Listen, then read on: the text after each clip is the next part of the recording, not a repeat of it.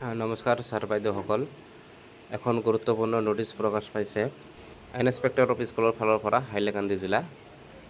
এই নোটিছখনত কোৱা হৈছে আপোনালোকৰ শিক্ষা সেতুত ডেইলি এটেণ্ডেঞ্চটো মনিটৰ কৰিব।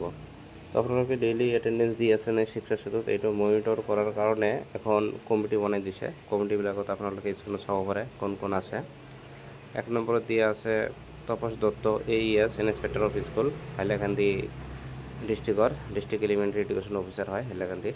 তেখেত হ'ল এই কমিটিখনৰ চেয়াৰমেন, আৰু আপোনালোকে দেখিব পাৰে নিজামুদ্দিন লাস্কাৰ, তেওঁ হ'ল এই কমিটিখনৰ মেম্বাৰ ছেক্ৰেটাৰী, আৰু বাকীবিলাক হ'ল মেম্বাৰ। আপোনালোকে স্কুলত চাব পাৰে, কণ্টেক্ট নাম্বাৰো দিয়া আছে। তো এই নোটিছখন কিয় দিয়া হৈছে আপোনালোকক ইতিমধ্যে জনোৱা হৈছে যে শিক্ষা সেতুত ডেইলি এটেণ্ডেঞ্চটো মনিটৰ কৰাৰ কাৰণে। আপোনালোকে তলত দেখিব পাৰে লিখা আছে দ্য অৰ্ডাৰ কাম into force with immediate effect. সেইটো এফেক্ট হ'ব, আজিৰ পৰাই হ'ব, 22 তাৰিখত দিছে, 22 মে', তো আজিৰ পৰাই এফেক্ট হ'ব। The committee will monitor status of daily attendance in শিক্ষা সেতু পৰ্টেল। তো এই নোটিছখনত স্পষ্টভাৱে কোৱা হৈছে যে এই কমিটিখনে শিক্ষা সেতু পৰ্টেলত ডেইলি এটেণ্ডেঞ্চটো মনিটৰ কৰিব। সেইকাৰণে এই নোটিছখনৰ পৰা গম পোৱা যায় যে সকলোবোৰ ডিষ্ট্ৰিক্টতে এই শিক্ষা সেতুত আপোনালোকে এটেণ্ডেঞ্চ দি আছে নে নাই এইটো ডেইলি মনিটৰ কৰা হ'ব, আৰু তাৰ বাবে হয়তো কমিটি গঠন কৰি দিয়া হ'ব।